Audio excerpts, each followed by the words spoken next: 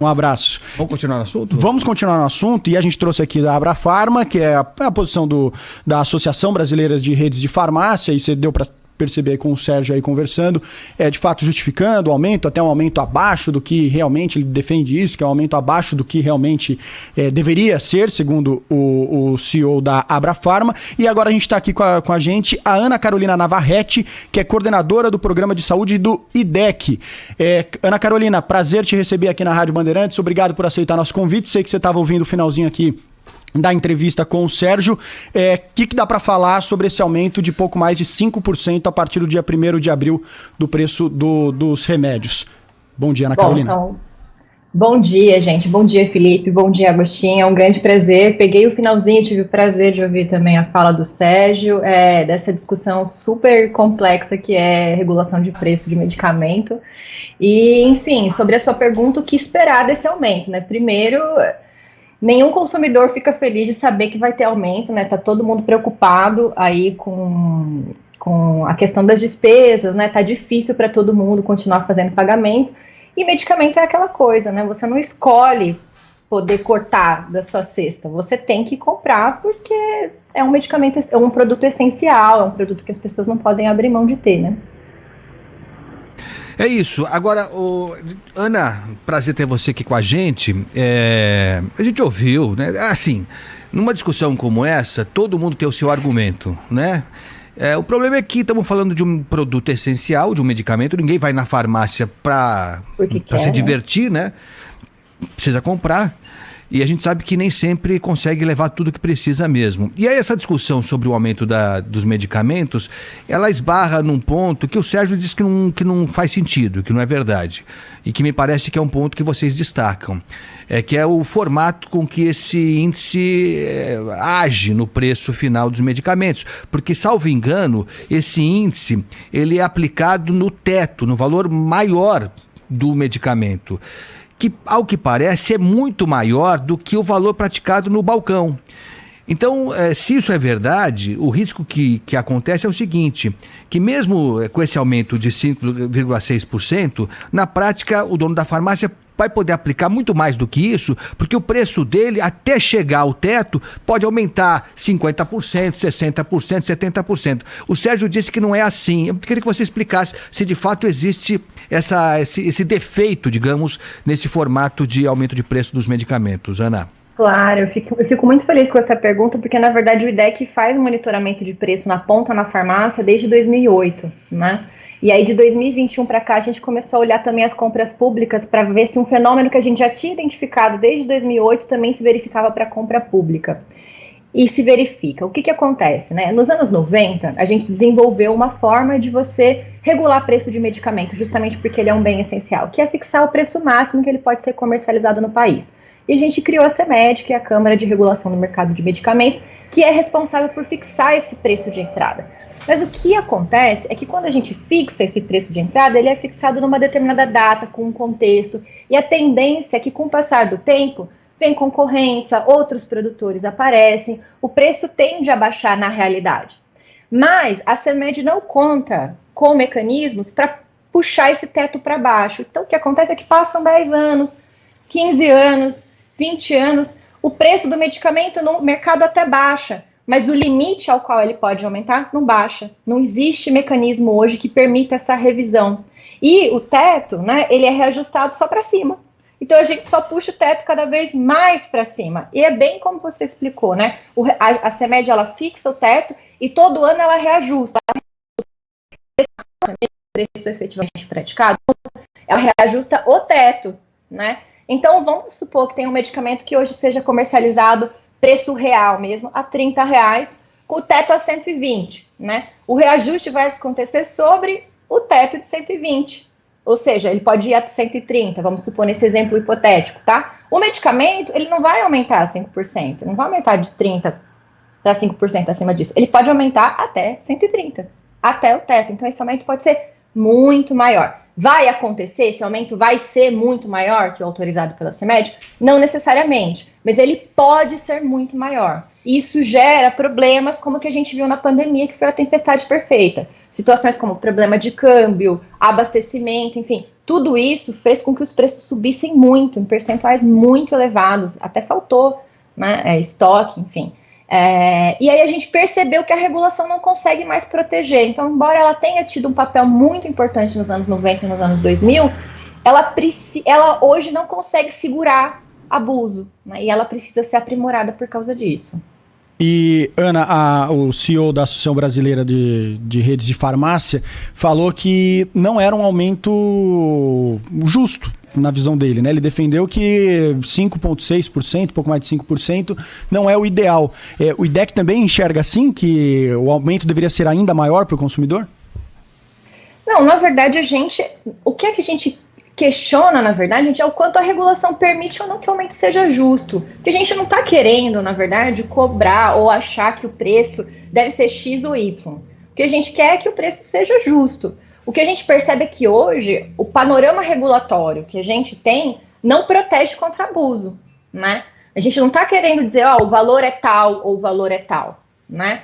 O que a gente está dizendo com a pesquisa, o que a pesquisa vem mostrando, né, é que hoje a gente não tem segurança, a gente não tem amarra suficiente para aquela empresa, aquele player, aquele jogador que queira praticar algo abusivo, que queira cometer ou praticar um preço injusto, ele consegue. É isso que a gente está apontando. Não é que esse reajuste de 5% que vai acontecer sobre o teto é bom ou ruim. O consumidor não está feliz com ele. Mas a gente não está questionando a justiça desse percentual. O que a gente está dizendo é que hoje, a empresa que queira aplicar um preço abusivo para o medicamento, ela consegue. Estamos conversando com a Ana Carolina Navarrete, que é coordenadora do Programa de Saúde do Instituto de Defesa do Consumidor. Ana, outro ponto que chama a atenção da gente sempre quando acontece um aumento, isso acontece também no combustível, o Garrafa citou isso agora há pouquinho, é o seguinte, aumentou hoje o preço do combustível, já a bomba já está com o preço reajustado. E você sabe que a bomba tem lá produto ainda na tabela antiga, né? Mas, enfim, quem puder mais, chora menos, é assim que funciona. Nas farmácias é assim também? Quer dizer, se aumentou, quando aumentar, dia 1º de abril, o preço dos remédios, existe o risco de lotes antigos que já estão lá na farmácia subirem de preço também ou não? Nesse caso, se respeita o estoque que está lá no preço antigo e só se reajusta quando o estoque for renovado? Não, existe completamente esse risco. A gente não tem mecanismo de controle para fazer essa validação, e esse é o risco mesmo, de ser repassado para o consumidor o preço cheio, reajustado já, mesmo que a empresa tenha comprado do fabricante a um preço menor. Isso não existe hoje mecanismo que proteja contra esse repasse, né? Essa é uma das preocupações que a gente tem também. Tem uma questão de concorrência, tem uma questão que o consumidor pode procurar o preço mais baixo, enfim. Mas hoje não existe proteção contra esse tipo de repasse, infelizmente. O Sérgio falou aqui pra gente, né, Garrafa, que as compras acontecem quase que diariamente nas farmácias e que tudo que é comprado é encaminhado para a Secretaria da Fazenda, que teria o controle para saber, esse é estoque novo e aquele estoque velho. Existe algum tipo de garantia nesse sentido, não? Então, na verdade, quem faz esse monitoramento, né, do preço praticado, e se está ou não dentro do teto, né, é a CMED. Mas eu te digo o seguinte, se esse preço cobrado está abaixo do teto, não existe ilegalidade, né? Então, assim, se você comprou por um preço do lote, né, e está vendendo a um preço diferente daquele que você planejou, esse preço estando dentro do teto não tem infração econômica aqui. Esse é o problema, esse é o problema que a gente está apontando, que a gente diz, olha, o problema então é o teto. Esse teto ele não está protegendo o consumidor contra aumento, ele está fazendo o contrário, ele está referendando. Então, se a empresa aumenta ou faz esse repasse, mas ele está dentro do teto, o máximo que o consumidor que reclamar pode receber uma resposta do tipo, tá dentro do teto. E tô dizendo isso, gente, porque isso já aconteceu com o caso que a gente acompanhou, que é pro medicamento de hepatite C, né, que cura hepatite C, ou sofosbuvir, assim. A gente viu uma situação muito complexa, né, que entre, por exemplo, 2015 e 2018, esse medicamento teve um preço, ele variou de 170 o comprimido para 639 o comprimido, né? E aí, por um breve momento em 2018, entre 2018 e 2019, houve concorrência. Esse medicamento hoje ele tem proteção patentária, ele está em monopólio, né? Mas por um breve momento, a Fiocruz chegou a produzir o genérico dele, houve concorrência, houve um pregão no Ministério da Saúde, e nesse momento a própria fabricante, detentora da patente, baixou o preço para R$ 64 o valor do comprimido, no ano de 2018 até 2019, neste breve momento. E aí, quando a concorrência acabou, né, quando a patente foi reforçada novamente, esse preço foi aumentado para R$ 986, o valor do comprimido. A gente falou assim, gente, como que você abaixa para R$ 60 o comprimido? Aumenta para R$ 900 o comprimido. Isso aqui não é um aumento abusivo? A gente chegou aí ao CAD, com outras organizações, e falou assim, isso aqui é aumento abusivo de preço. Sabe o que o CAD falou? Ele pediu o parecer da CEMED, a CEMED falou, tá dentro do teto. E aí o CAD arquivou a investigação. O juiz está do seu lado, aí é fácil. O árbitro da partida. O que a gente não quer é que isso se repita. É que esses aumentos aconteçam e aí a autoridade fale, tá dentro do teto, tá tudo certo. Mas esse sistema é absurdo, né? É um sistema absurdo, né? Um remédio que pode ser vendido a um preço muito pequeno, de repente tem um aumento cavalar e não pode se discutir porque está dentro do teto. E aí, nesse caso aí, Carolina, como é que faz nesse sentido? Porque o IDEC chega e faz barulho, fala, ó, gente, peraí, então tá a prática aqui, a composição dos números, fazendo o cálculo pelo teto, você não acha uma margem de reajuste, ou seja, tá tendo preço abusivo. Eu, IDEC, que tô mostrando que tá tendo preço abusivo e a gente quer, como você falou, a gente não quer que não ganhe dinheiro, mas que seja justo. E aí vocês têm que falar com quem, no caso? É falar com um deputado? É chamar a Abrafarma para conversar? É ir ao CAD, mas o CAD vai falar com no caso, esse árbitro da partida que tá com a camisa do time que ele quer que ganhe? O IDEC tem que chegar para quem para conseguir resolver esse problema? Eu acho essa pergunta fabulosa. Acho que a contribuição que o IDEC está trazendo para esse debate, gente, é primeiro de fazer um diagnóstico, né? A gente está aqui trazendo um diagnóstico para toda a sociedade. Gente, o nosso modelo regulatório hoje, ele está esgotado. E ele está esgotado porque, primeiro, ao estabelecer o preço de referência, a CEMED considera países estrangeiros como uma referência para saber qual vai ser esse preço máximo. E hoje, esses 9 países também, eles têm uma realidade econômica muito diferente da brasileira, né? A gente questiona essa capacidade da CEMED não conseguir fazer, né, a revisão para baixo.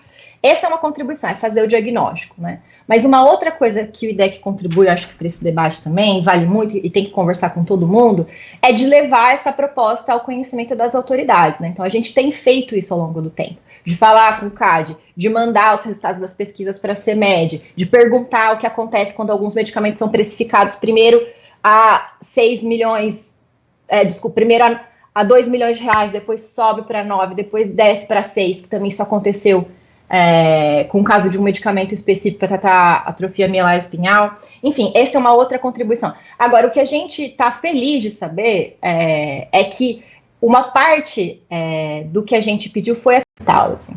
E uma outra coisa que eu acho muito interessante que esse projeto de lei faz também é de tornar obrigatória a indústria, a fabricante que queira produzir medicamento, que queira comercializar o medicamento no país, que ela tenha que declarar o quanto ela gastou com pesquisa e desenvolvimento. Então, de fato, o gasto com pesquisa e desenvolvimento para criar um novo medicamento, ele é grande, né? E nada mais justo que fabricantes, eles recuperem esse investimento que eles fizeram através do preço do medicamento, sem dúvida, mas que declarem, né, que digam, olha, eu estou registrando esse medicamento aqui, eu gastei tanto para desenvolver ele, eu planejo recuperar esse investimento em 5 anos, depois eu vou reduzir o preço.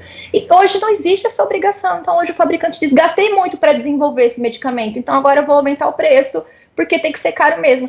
Ué, então traz as planilhas. E esse PL faz isso. Olha que medida importante para a transparência, né? E a última medida que eu acho que esse PL faz, que é sensacional, é de melhorar a participação social dentro da própria CEMED, que hoje é um órgão interministerial, só tem ministério lá, né? É trazer gente da defesa do consumidor, trazer gestores como CONAS, CONASEM, trazer quem faz avaliação de tecnologia em saúde, CONITEC, ANS, enfim. Isso também reforça e fortalece a CEMED, né? Então, a gente está fazendo esse trabalho, né? E a gente quer muito o apoio das pessoas também. A gente tem uma campanha que chama Remédio a Preço Justo, está com 52 mil assinaturas nesse momento. Mas se quem quiser apoiar o consumidor, que quiser nos ajudar nessa luta, pode acessar www.remedioapreçojusto.org.br e nos apoiar. E esse projeto de lei é de março de 2020, não é, Ana? Ele é. Tá paradaço lá no Senado. Tá parado. Então. Tá paradão. É do senador Fabiano Contarato, né? E tá lá parado. Tá lá. 3 anos. Não é um assunto tão relevante assim, né? Uma coisa simplesinha também, não mexe com muita gente, né? Ana, só pra gente encerrar, e te agradeço demais pela presença aqui no Manhã Bandeirantes. A gente perguntou aqui pro Sérgio Mena Barreto para ele explicar por que se eu dou meu CPF, o preço do medicamento cai. Por quê? Né? Eu queria entender isso, eu só queria entender isso. E aí ele veio explicar, não, porque a farmácia tem que ter um planejamento, e se ela pega o CPF, ela consegue planejar. Estamos falando de redes, eu não vou citar o nome das redes, mas se você lembrar aí, você vai lembrar 3 grandes redes, 4 grandes redes, sei lá quantas tem, não é muito mais que isso. E elas não dependem do meu CPF para planejar quantas caixinhas de Neosaldina, de Cibalena ela vai comprar, pelo amor de Deus, né? Agora, se eu não dou meu CPF, eu pago um valor alto. Se eu dou meu CPF, magicamente o valor cai. E a farmácia vai continuar ganhando dinheiro, cobrando menos para mim. Você consegue me explicar por que se eu dou meu CPF, o preço cai, Ana? Olha só. Antes eu queria só fazer uma observação, Guido, que assim, o PL ficou parado 3 anos, gente, mas hoje eu queria dar em primeira mão essa notícia, que o PL teve sua tramitação iniciada ontem, ao final do dia, e foi para a Comissão de Justiça e Cidadania. Olha! No Senado Federal. Um avanço. Super notícia, né? É um grande avanço. Esperamos que isso continue, porque ficou 3 anos engavetado, né, minha gente? Mas respondendo a sua pergunta, ótima pergunta, assim, porque assim, eu vi até a resposta, né, do pessoal da Abrafarma, mas eu me pergunto assim, para controle de estoque, para previsibilidade, você não precisa do CPF da pessoa, você não precisa identificar a pessoa para fazer controle de estoque. Né, para ter previsibilidade, você faz isso pelo próprio lote, né? É assim que você faz a gestão. Então, assim, não sei por que precisa do CPF para fazer controle ou previsibilidade de estoque, porque você já faz isso pelo lote.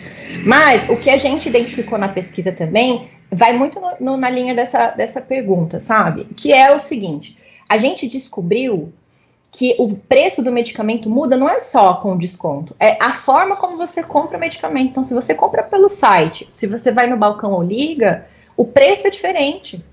E o preço é diferente porque é isso, a margem para aumento é grande e você pode ter algumas práticas abusivas. Estou dizendo que acontece? Não, estou dizendo que pode acontecer. Do tipo, o preço do medicamento real de mercado é R$30, vamos supor.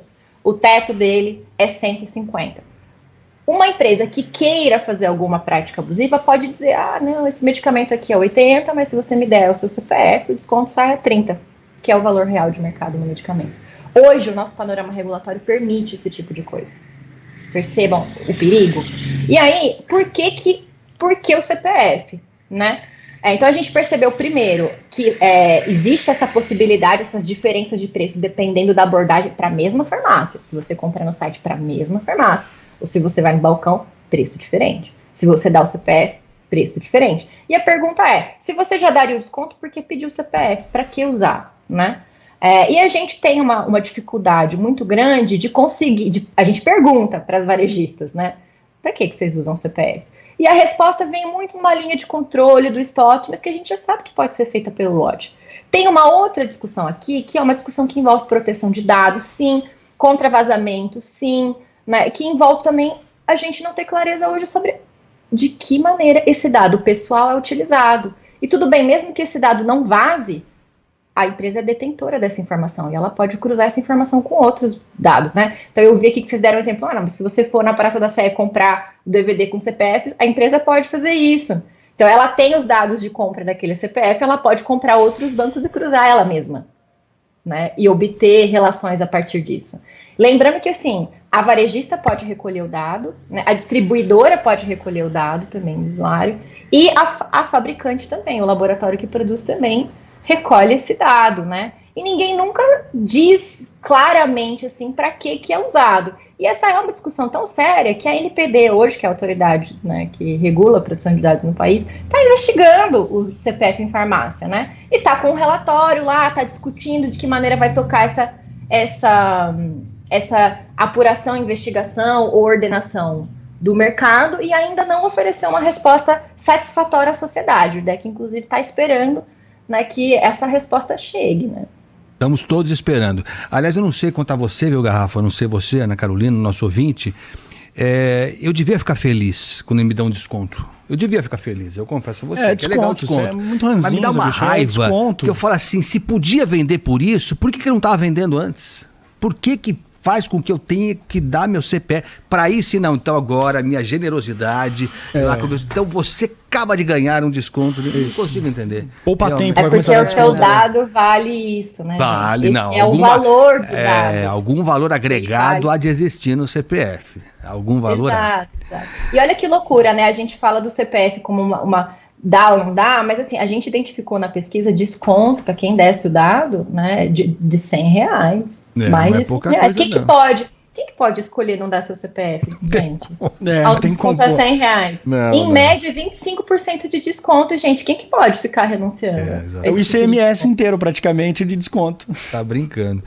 Ana Carolina Navarrete, que é do IDEC, coordenadora de programa de saúde do IDEC. Foi um prazer ter você conosco aqui. Vamos voltar a conversar sobre isso, porque esse assunto rendeu bastante, tá bom, Ana? Obrigado e bom dia para você. Para nós é um prazer, gente. Estamos à disposição. Nos veremos de novo. Até. Bom dia.